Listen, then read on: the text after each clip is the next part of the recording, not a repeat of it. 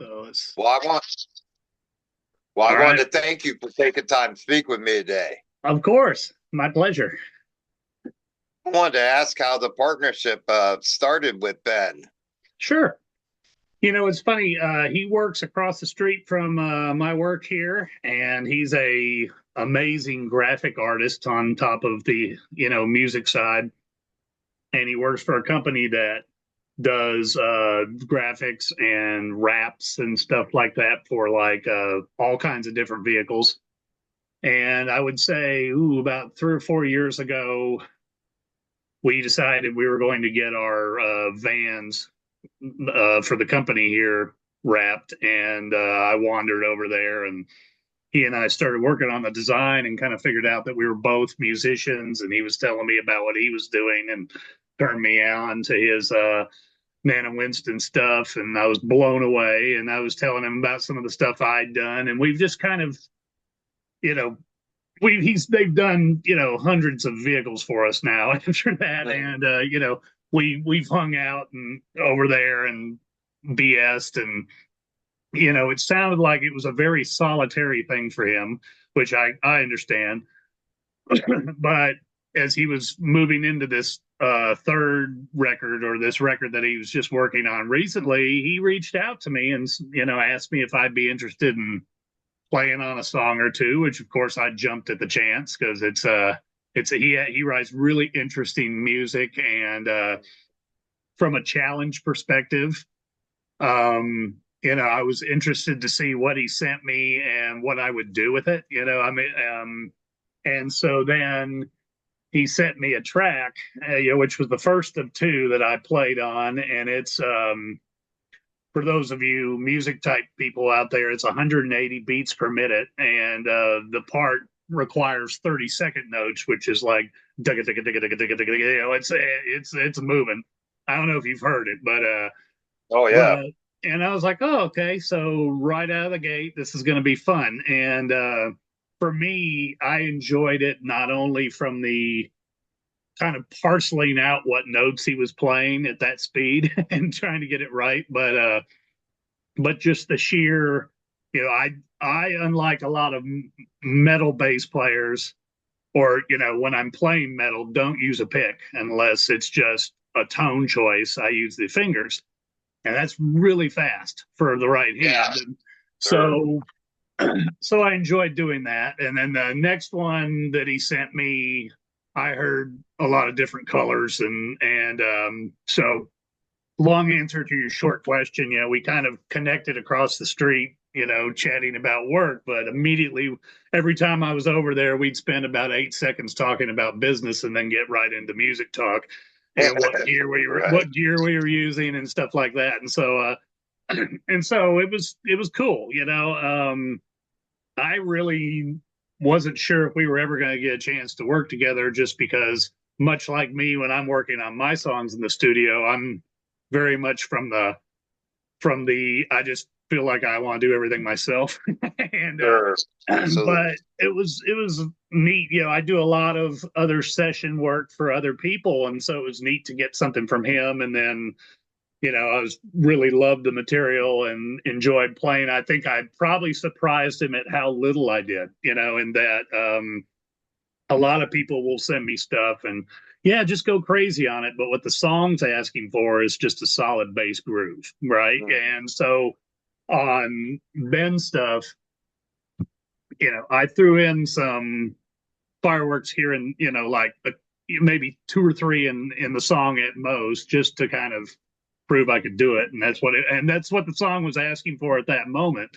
But really, it Sure. was just locking in with the drums and with his rhythm guitar, and you know doing that. Now that being said, and I'm sure I'm going to upset a bunch of guitar players. Guitar players are real good at playing bass, but you really got to think like a bass player, to really get in, really put that pocket down and get in the groove. And I think that's where I think he was really pleasantly surprised, is that I probably played almost identical to what he would have played on it, but just, that the feel is different, and And so I was very proud of the work I did on it. I enjoyed it quite a bit. And he and I have now started talking about being more collaborative moving forward, where, he's got, because I've always been more of a you give me your idea and I'll try to make it better versus songwriter type of guy. And so I love jumping in on other people's stuff and, did some production work over the years, for other artists. And so that's kind of my jam. And so if he's going to let me, help him play in his space, I couldn't be more excited. Yeah, and I felt the same way when he approached me about being on the album. It's just an honor to be a part of something so intricate. His style is so precise, and everything he does is so elaborate. It's hard to you listen to it and you're like, man, what am I going to give to this? It has it all, Right. Right. and so it becomes hard to and I was very happy when he approached me. We had interviewed his previous album, and Uh-huh. the way we met was he actually called me up. He thought I was pranking him. He said, uh, he goes, "Are you for real? You're going to interview me?" I'm like, "Yeah, the album's spectacular from top to bottom. I want to talk to you about it." He's like, "How the hell do you know who I am?" So that's how it became with us, and we just became great friends through the process ever since. Sure. Sure. Yeah, I mean, he's a great guy. He and I go to lunch from time to time, and just as a person, I dig him. Which again, do I call you Bob or Robert? What's better? You can call me Bob or Robert. All Doesn't right, matter. cool. What do you like better? I'll take Bob. Okay, Bob. Um, you know, as you probably know, that's one of the joys of playing music, over the years is getting to know the people that I get to work with. And, the most artists have a lot of personality. They have a lot of good jokes. But they kind of put their heart out there a little bit. And so I Sure. generally am attracted more to creative people than not. And yet he's yet another example of somebody that just immediately struck me as a real warm, soulful individual who had something to say. And yet, to your point earlier, it's almost like he was real nervous to ask me if I wanted to play on it. And I was super nervous to play on it and then give him what I did because I was like, man, I can tell how personal this music is to him, how particular he is about it. And yet, I'm going to do whatever I'm going to do. But, you always, when you send stuff back to people, you're like, boy, I hope that's even close to what they're hearing. And so Right. Right. I was very pleased because it seems like he really liked it. I mean, he definitely used it and, kind of, and when he was mixing it, he made some of the same choices I would have made with it. And so that was neat that he noticed all the little granular details and it was cool. So yeah, he's a great dude. Yeah, and I think most bands and most artists would tell you that it's easier if I had to choose between the best guitarist on the planet or one that could do the material well that wasn't an asshole. I'm gonna take the guy that's not the asshole to go on the road with. All day long, all day long. Yeah. Yeah, I mean, that's one of the things I've been very fortunate about is that I've done a lot of touring, a lot of studio work over my career, and I can count on one hand the amount of people that I was just like, I'm not gonna be able to work with that guy because he's a jackass. I mean, most people were completely the opposite way, and my some of my closest friends and what I consider family were people that I met out on the road, or in the studio that you spend all that time together and it's either going to work or it didn't. And met some of the best people doing this job, or the music part of this job. So it's good. I wanted to ask you, my friend, take me back in time to tell me how your musical career started. At what age did you begin, my friend? Well, let's see. I started on saxophone when I was about 12, and immediately it was pretty clear to myself and my parents that there was something there. And much to the chagrin of any teachers I had in school, I immediately decided that's what I wanted to do. And then when I think I was 13 and a half, somewhere in there, I, was interested. My buddy got a guitar, and I was wanted one for Christmas, and so, but then, that was right around the time MTV came out, and we were watching MTV, and for some reason, my eyes were always gravitated to the bass guy. It was like he was the cool one, and his amps were bigger, and but that's it. Purely just on. And plus, I figured he had a guitar. If I got a bass, we could jam together. That was my little brain working. Sure. And then, so my parents got me a bass for Christmas, and thankfully, what I've found over the years is that I was kind of predestined to kind of to really understand that space, in that, as I went along through the years, getting better and better on playing my instrument, I would notice that I would know songs, pardon me, from my listening to them, because my parents had a great music collection. They were great fans of all styles of music, and so I got a pretty wide range of listening to things, and I would go back and figure out that I already knew the bass part to like all the Motown songs, or Led Zeppelin stuff, or Bad. My dad was a big Bad Company fan, and it was because that's the way my ear was pointed. Even when I was little and didn't know any better, I was already attracted to that. So I just kind of stumbled into what I was gifted in.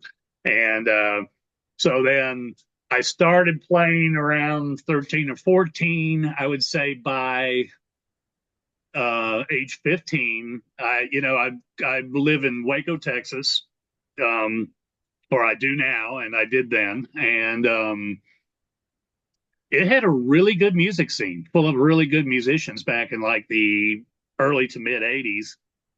And I played in a few bands with people my same age for about a year. And then I kind of started hanging out at music stores and playing with adults. And so when most of my buddies were going to like keg parties or stuff like that in junior high and high school, I was already working the clubs with like 30 and 40-year-old guys, and playing professionally.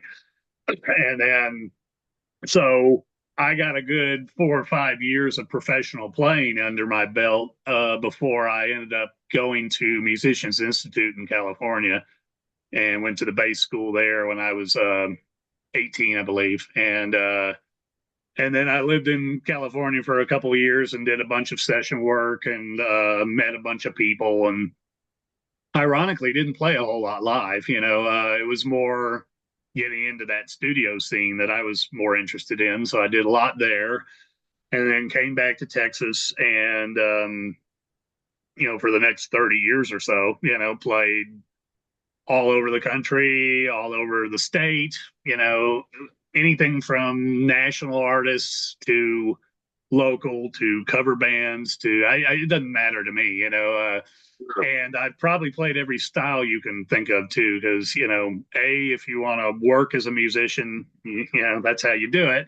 And B, I truly like everything. It's like when people ask me what my favorite style is of music, I say good. As long as it's good, I like it. And so I've played with country artists, rock artists, metal artists, jazz, Tejano, whatever, anything blues, a ton of blues. Blues is big here in Texas. So, but anything you can think of, I kind of was jumping on stage and giving it a shot. And, so, and then same with recording. There wasn't really a style of that I, didn't favor or couldn't kind of figure out. And I play both fretless and fretted, and my main bass for the last 20 some odd years has been a 6-string bass, which has a low B and a high C. And so that opens up a lot of potential for doing lots of different things. So, again, long answer to a short question, which is my specialty. I kind of started out young, but I was jumping in it pretty fast. And, again, been fortunate to play with a ton of musicians over my time, and I'm just I've always kind of seen myself as a student of popular music. I'm interested in what makes everything sound the way it sounds, and what how they played that, and what the choices they made, and that's what's exciting to me. And you know, only recently have I gotten into kind of coming up with my own ideas, but I'd much rather help other people develop theirs. That's kind of my thing. So, make sense? Sure. Absolutely. And what would you say were like if I could put you on a spot and ask you to name your top three bassists, who would you say? Hmm. Ooh. All right. So I was a big okay. So for rock, I was a big Steve Harris from Iron Maiden, Geddy Lee, and John Entwistle, those kind of cats. Coming up. Yes, Chris Squire was, did some really nifty shit. In fact, there's a little walk up part in the second song, I forget what it's called, that Ben sent me that was basically a direct rip off of something Chris Squire would have done, where he just walks each note up and to hell with changes, he's going there. And Yeah. so those are rock guys. And then I was a big Jaco Pastorius fan for jazz. He was probably the best bass player to ever walk the earth, spooky fretless player. And um, you know, obviously I'm a big Motown guy, so James Jamerson, was always going to be part of that conversation. It's funny, as I listened to stuff I played in my 20s and 30s where I was showing everything I could do and doing all this slap and speed and all this stuff. And as I've gotten older, I've gravitated, as we spoke earlier, about getting more groove and pocket oriented. And so now I'm going back and admiring bass players, like John McVeigh from Fleetwood Mac is just this unbelievable groove monster. The guys that played with Toto, all that stuff is interesting to me. So Absolutely. it's hard to pick a favorite because I like them all, and my ego says that if there was a Mount Rushmore, I'd be on it there, for bass, but but there's in reality, there's always people that inspire me. There's guys coming out now that are amazing, and I'm always interested in people that play stuff I wouldn't have thought of. Right. Right? When I hear something like Pino Palladino play the fretless on a song, and his parts are just so different from what I would have done, I immediately want to sit down and figure out what he did and why. And so because you get into your ruts where you just play the same stuff, year after year, and you want to be challenged. So, make sense? Yeah, absolutely. I wanted to ask you as well, what lies ahead for you, my friend? What's the next step for you? Well, probably not going to have as fun an answer as most of the people you ask, because I kind of consider myself, in as much as I possibly can be, in a semi-retired type of state, in that I play with Ted. So he has he has a collection of 7 or 8 shows that he always does around Texas, Oklahoma, and Arkansas, and kind of the South in the spring.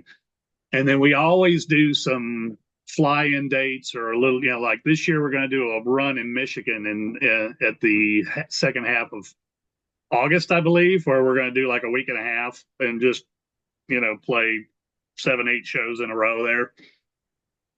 And really, from the live performance standpoint, that scratches my itch pretty well. So whereas what I'm really starting to enjoy, for me, is getting more back involved in working in recording. When I was producing records back in the day, it was big studios with tape and analog and engineers and so on. And then as technology kind of went from ADAT then to Pro Tools and then to other things, that interested me, but it cost $1 billion to do it right, and now in my current, advanced age, if you will, it's very affordable. And so one of the things I did for myself last year was build myself a little home studio. And so now I'm really enjoying kind of not only getting the ideas that are in my head, but then trying to figure out how to make them sound like, professional and sound like the radio. And, in fact, Ben was one of the guys I reached out to first of asking him what, digital audio workstation he used and how, what we're always swapping plug-in ideas and, hey, have you heard this Mellotron? It's really good and stuff like that. And so, Right. Sure. so for me, that's, as far as the future goes, I'd like to work with him on some ideas he's already sent me that intrigue me and, collaborate with him and others. And I'm always going to have little ideas. And so between Ted runs, when he's off hunting and, getting political, I will just be holed up in my little cave, perfecting that craft because it's something I'm interested in. And speaking of working with Ted, one thing I've noticed with Ted throughout the years and being a metal fan, I'm a huge Kiss fan, so he was constantly on the road with Kiss because they were drug free, right? For the most part, besides Ace and Pete. And one thing that has always remained solid with him, live and in the studio, is the tightness of his band. Oh man! I wanted to ask, how grueling was it to get the position as a bass player for him?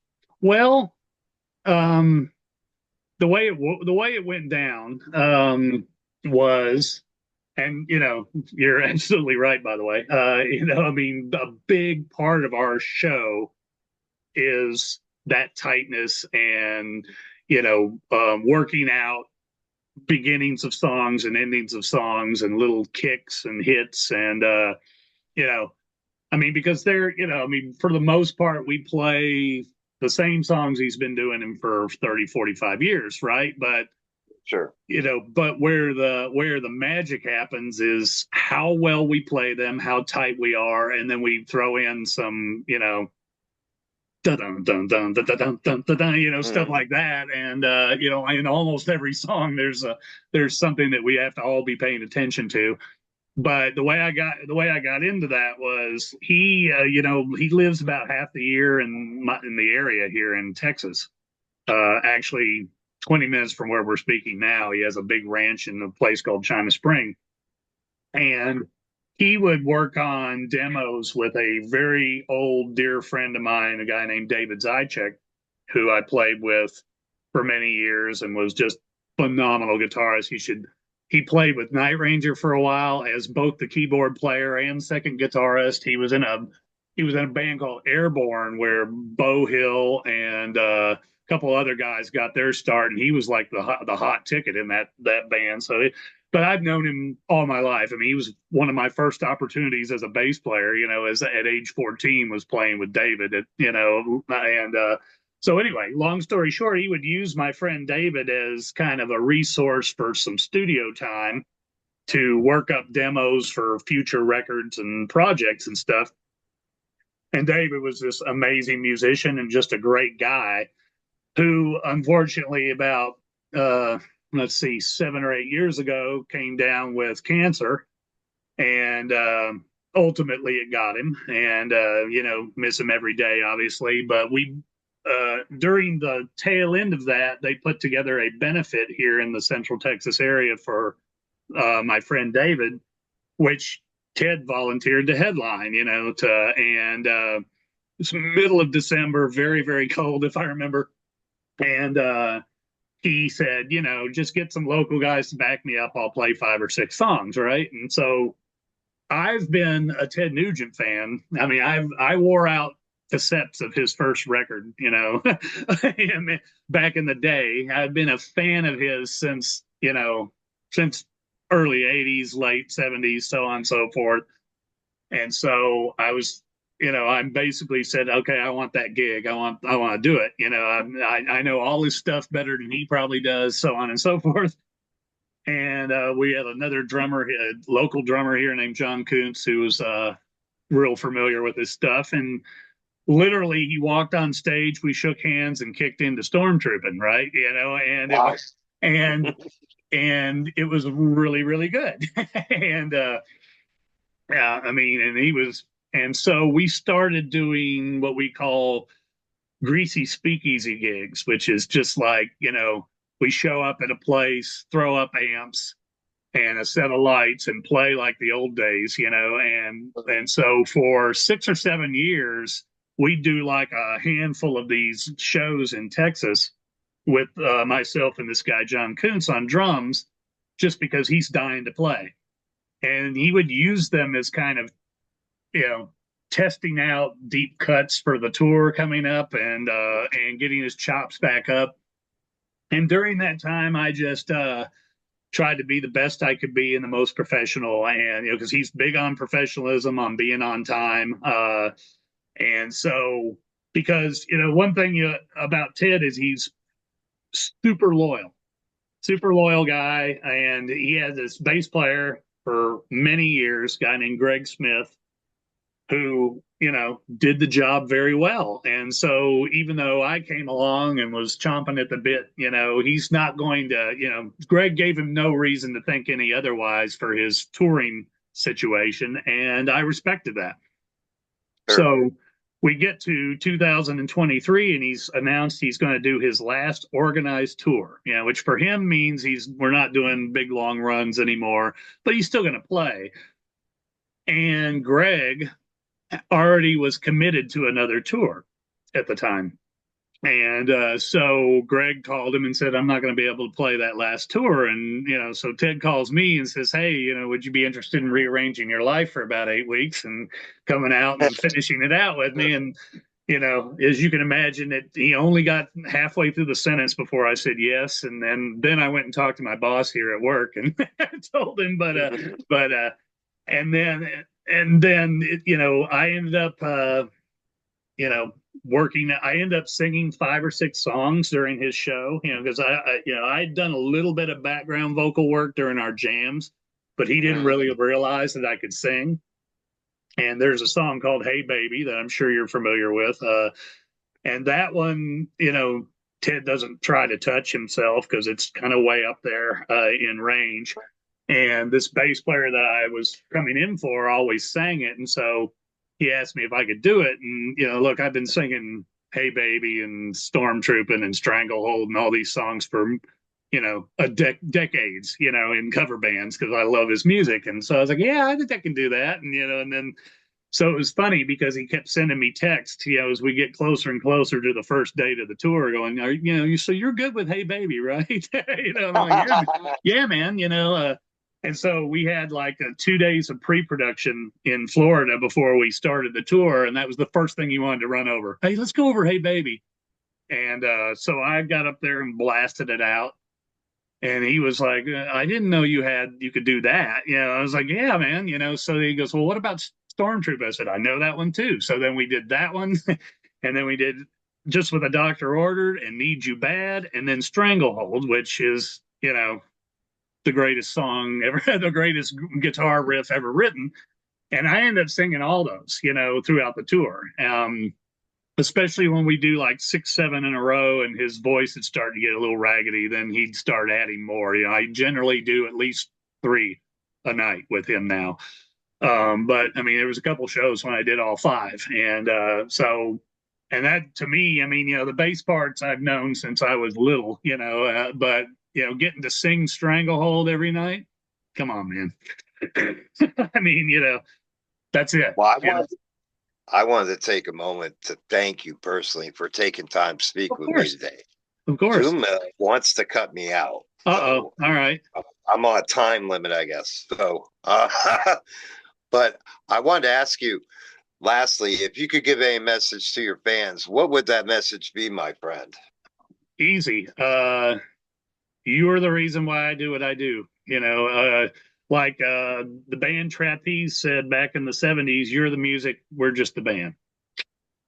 So without, I'm very much an entertainer. So without other people to enjoy the music and the heart and the soul that we put out on stage, there's no point in me even doing it, so for every person who's ever told me, hey, I like that, I couldn't thank you more. And I'm gonna keep rocking until they drag me away. So Well, I want to alrighty. thank you again personally for speaking with me, and I hope you have a great rest of your day, my friend. You too, Bob. I appreciate you, man. And I'm glad we kind of somewhat worked out this technology fun stuff. And Yeah.